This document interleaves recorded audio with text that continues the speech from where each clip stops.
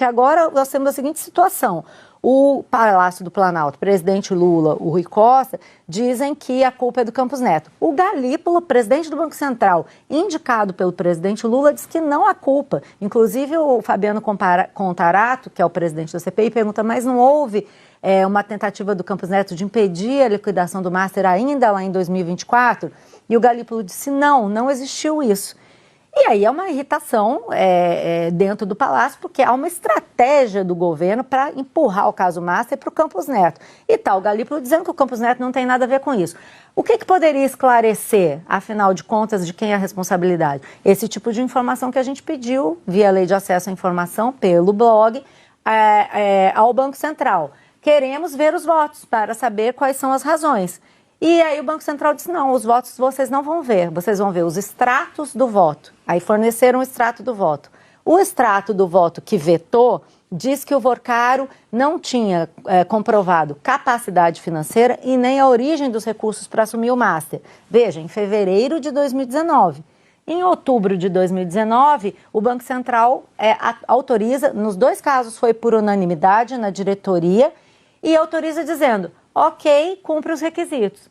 Mas espera aí, não há uma dúvida lógica? O que aconteceu em 6 meses? Se lá atrás ele não tinha recursos, não tinha comprovação da origem, em outubro ele simplesmente atendeu a todos os requisitos.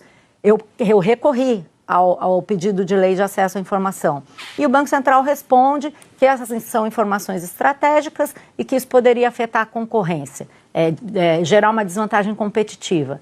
Mas nós estamos falando de um banco que foi liquidado por fraude financeira. Mais. E que não existe mais, não tem competição nenhuma. Não existe mais. Competição pelos próximos liquidados. Então. Exatamente, os próximos liquidados podem ficar afetados. E aí eu fui perguntar para especialistas em direito público, em acesso à informação, sobre o que diz a lei da informação exatamente sobre isso.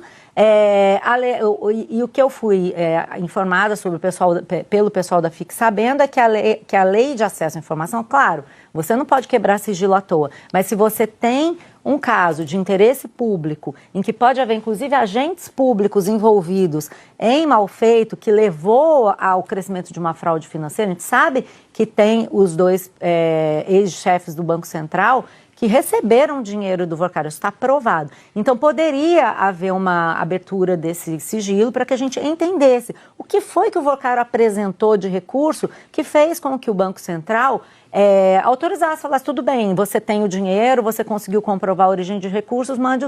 Veja, nós não estamos dizendo o que foi, só que a gente quer esclarecer. E em tempo, perguntei também para o ex-presidente